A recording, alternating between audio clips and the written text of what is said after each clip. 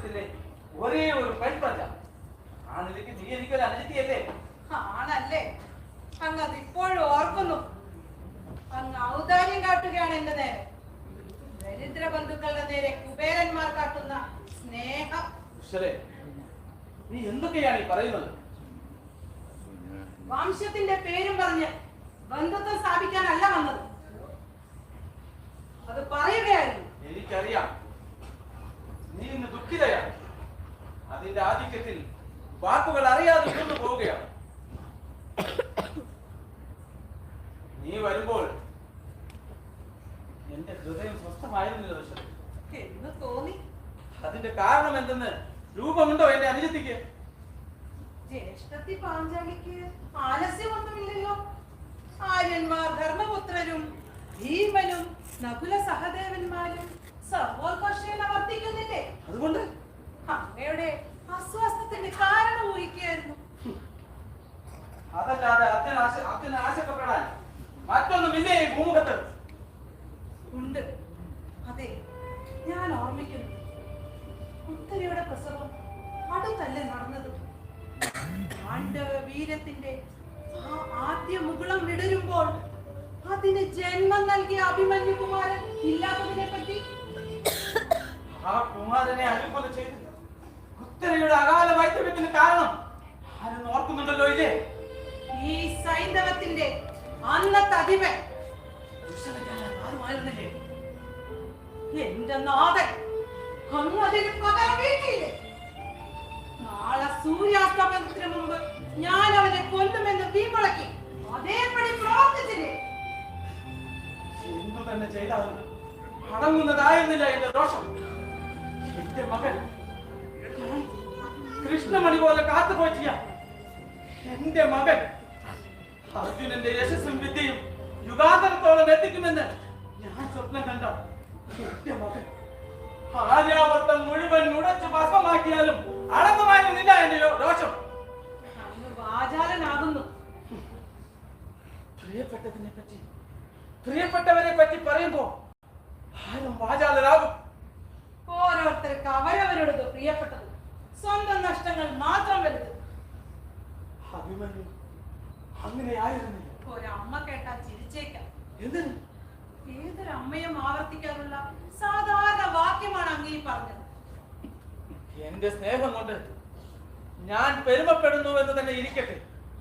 അതുകൊണ്ടൊന്നും എന്റെ പ്രതികാരബോധം കുറയുന്നില്ല. ഞാനത് നിർവഹിച്ചു. ഉത്തരയെ പോലെ മറ്റൊരു സ്ത്രീയെ കൂടെ വിധവയാക്കിക്കൊണ്ട് ഒരു ഹൃദയത്തിലെ തീക്കനലിൽ നിന്നും തിരികൊളുത്തി ഇനി ഒന്നിൽ കുടിവെച്ചിട്ട് അതൊരു യുദ്ധക്കളമായിരുന്നു.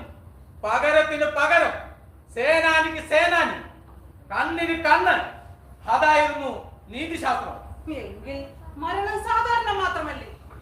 മറ്റാരും മരിക്കുന്ന പോലെ മാത്രമല്ലേ അഭിമന്യുവിന്റെ മരണം? നീയാണിപ്പോ വാചാലയാകുന്നത്. എനിക്ക് പ്രിയപ്പെട്ടതിനെ പറ്റിയല്ല ഞാൻ ഈ പറയുന്നത്, എനിക്ക് നഷ്ടപ്പെട്ടതിനെ പറ്റിയാണ്. ഞാൻ അസ്വസ്ഥനായത് നിന്നെ ഓർത്തായിരുന്നു. ഒളിയും മുഖസ്തുതിയും ചക്രവർത്തിമാർക്ക് ഭൂഷണമായിരിക്കും. ആകാശത്തെ നയിച്ച് ഈ സൈന്ധവ വീതിയിലൂടെ ഞാൻ വന്നപ്പോൾ കോപം നിറഞ്ഞ മുഖങ്ങൾ മാത്രമേ കണ്ടുള്ളൂ. ആ വരവ് അവരുടെ രാജാവിന്റെ, എന്റെ മകൻ സുരതന്റെ പ്രാണനൊടുക്കി. അപ്പോൾ ഞാൻ അയാളുമായി യുദ്ധം ചെയ്തില്ല. അതിനു മുമ്പ് തന്നെ സുരതൻ മരിച്ചു. അർജുനന്റെ പേര് കേൾക്കുമ്പോൾ തന്നെ രാജാക്കന്മാർ മരിച്ചു വീഴും. പക്ഷേ അത് തീർച്ചയായും മനുഷ്യനായ അർജുനന്റെ വിജയമല്ല. പക്ഷേ ഇതിപ്പോൾ ഞാൻ എന്ത് ചെയ്തു? സുരതൻ ഭീതി കൊണ്ട് മരിക്കുമെന്ന് പറഞ്ഞുകൊണ്ടല്ല ഞാൻ വന്നത്. ഇതും അതിന്റെ തുടർച്ചയാണ്. കുരുക്ഷേത്ര സമരത്തിന്റെ ഒരു തെറ്റിന് പകരം വീട്ടാൻ അങ്ങ് മറ്റൊരു തെറ്റ് ചെയ്തു. അത് തെറ്റുകളുടെ ശൃംഖല തന്നെ സൃഷ്ടിച്ചിരിക്കുന്നു. എന്നെ കുറ്റപ്പെടുത്താൻ എന്റെ അനുജത്തി ഓരോരോ കാരണങ്ങൾ കണ്ടുപിടിക്കുകയാണ്. അല്ല പ്രഭു, അല്ല. കുറ്റപ്പെടുത്താൻ വേണ്ടി വന്നവളല്ല. ആ വികാരങ്ങൾക്കെല്ലാം അതീതമായി കൊണ്ടിരിക്കുകയാണ് ഞാൻ. എങ്കിലും കണക്കുകൾ എണ്ണി എണ്ണി പറയുന്നു. അങ്ങ് സത്യവാദി അല്ലാതാകുമ്പോൾ മാത്രം. ഞാൻ എന്ത് അസത്യമാണ് പറഞ്ഞത്? അഹേതുവായി ജനങ്ങൾ രോഷം പൂണ്ടതായി.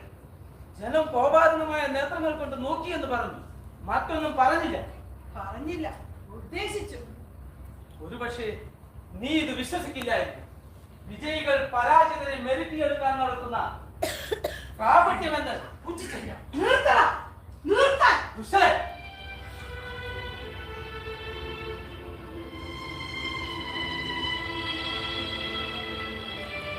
മമതയുടെയോ ദേഷ്യത്തിന്റെയോ ആ പഴയ ലോകത്തേക്ക് തിരിച്ചു പോകാൻ ദുഷ്യൽ ആഗ്രഹിക്കുന്നില്ല.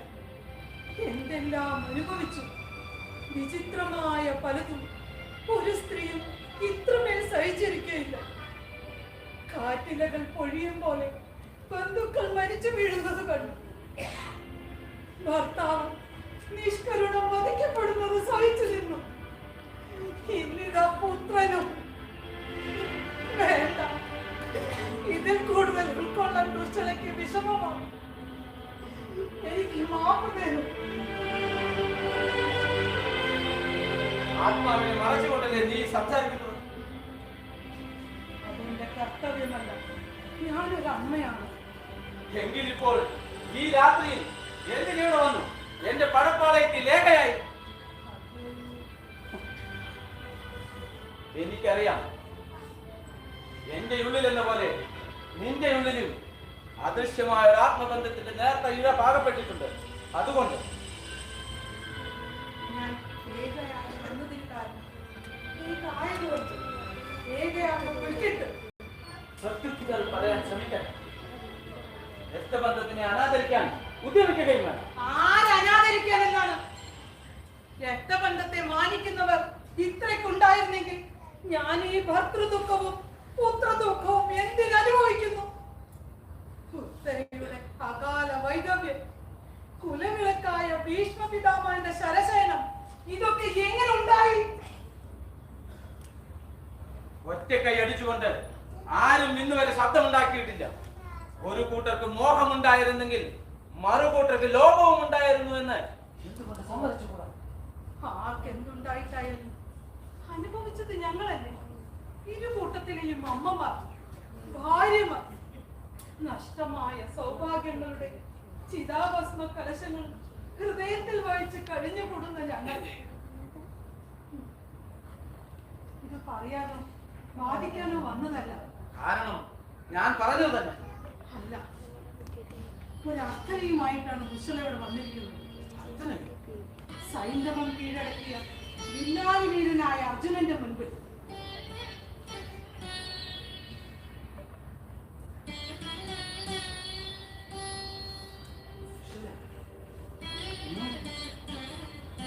എന്റെ മുമ്പിൽ യാചിക്കുകയോ? എനിക്ക് വേണ്ടി ഞാൻ യാചിക്കുന്നില്ല. ഈ സൈന്ധവ ഭൂമിയുടെ വാഗതയത്തിന് വേണ്ടി ഞാൻ അഭ്യർത്ഥിക്കുന്നുമില്ല. പിന്നെ ഇത് രണ്ടുമല്ലാതെ ഇന്ന് അങ്ങൂലം മരിച്ചു വീണ എന്റെ പുത്രൻ. അത് പറയാതിരിക്കും.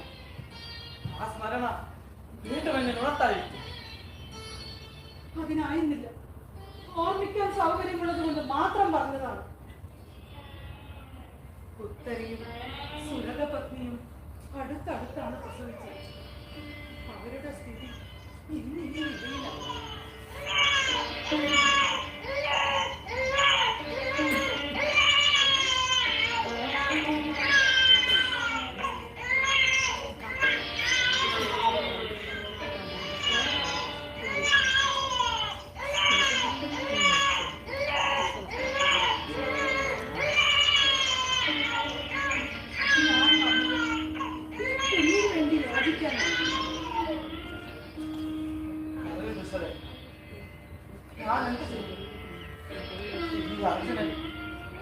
എന്ത് വേണമെങ്കിലും ചെയ്യാം നിനക്ക് വേണ്ടി. കൂടുതലൊന്നുമില്ല. അന്ന് അശ്വമേധ യാഗം കഴിഞ്ഞ് തിരിച്ചു പോകുന്നതിന് മുമ്പ് ഈ കുഞ്ഞിനെ സൈന്ധവത്തിന്റെ യുവരാജാവായി വാഴിക്കണം. മഹാബാഹുവായ ഇത് അനുവദിച്ചു തരണം. എന്താണ് ഈ കേൾക്കുന്നത്? ഈ കുഞ്ഞും വില്ലാളി വീരനായ അർജുനന്റെ കോപത്തിന് ആയിക്കൂടെ?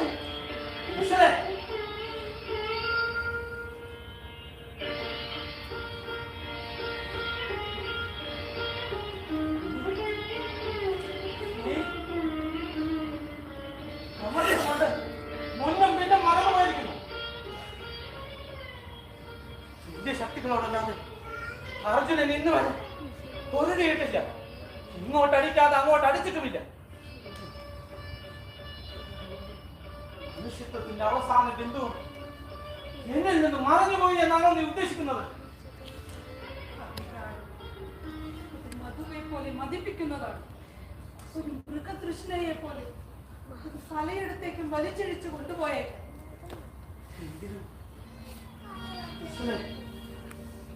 ഇത് ക്രൂരമായിപ്പോയി, വളരെ വളരെ ക്രൂരമായിപ്പോയി. ഇത്രയും കാലത്തിനിടയ്ക്ക് പലരും പലതും വർദ്ധിച്ചിട്ടുണ്ട് എന്നോട്. അടുത്തവരും അകന്നവരും എല്ലാം. അതെല്ലാം സന്തോഷത്തോടെ സാധിച്ചു കൊടുക്കാൻ ഇവൻ സമ്മതിച്ചിട്ടുണ്ട്, ശ്രമിച്ചിട്ടുണ്ട്. ഇന്ദ്രലോകത്തും മഹേന്ദ്ര ലോകത്തും മനുഷ്യ സാധ്യമല്ലാത്ത പല സംഗതികളും ഞാൻ നേടി വന്നിട്ടുണ്ട്. പക്ഷേ വിചിത്രമായ അഭ്യർത്ഥന ഈ സഭ്യസാക്ഷി ഇന്ന് വരെ കേട്ടിട്ടില്ല.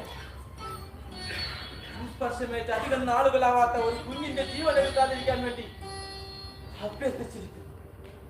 അതും ആര്? സ്വന്തം സഹോദരി. ഞാനിപ്പോ ചിരിക്കുകയാണോ കരയുകയാണോ വേണ്ടതെന്ന് അറിയാതെ പരമുകയാണ്.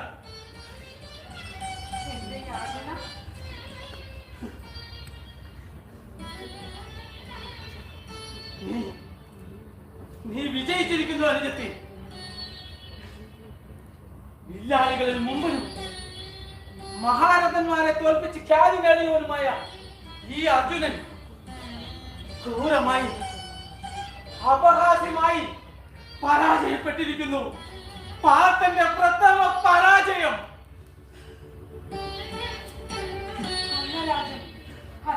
എന്നെ രാജൻ എന്ന് വിളിക്കുന്നത്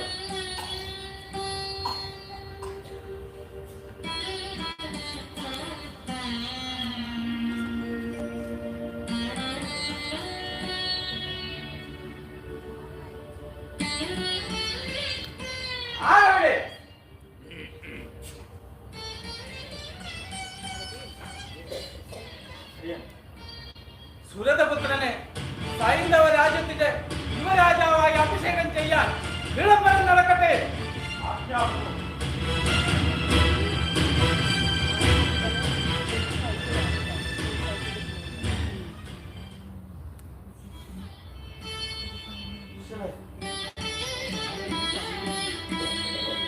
ഞാനൊരു കാര്യം പറഞ്ഞു, അനുസരിക്കുമോ? വല്യച്ഛനെയും അമ്മയെയും പോലെ നിനക്കും കുഞ്ഞിനും ഹസ്തിനപുരത്തിലോ?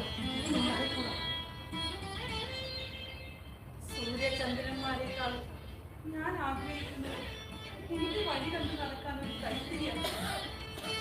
എന്റെ ഹൃദയം എല്ലാ സുഖങ്ങളിൽ നിന്നും മുക്തമായി കൊണ്ടിരിക്കും.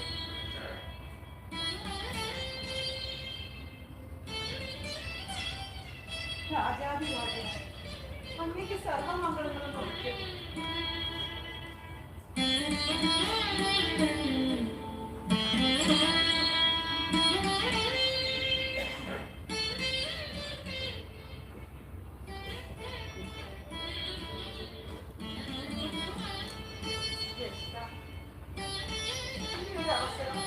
എനിക്ക് ലഭിച്ചില്ലെന്ന് പറയാം. ഇത് നമ്മുടെ അവസാനത്തെ കൂടിക്കാഴ്ചയെന്നത്. അതുകൊണ്ട് അങ്ങനെയാണെങ്കിൽ അനാര്യമായ ആചാരം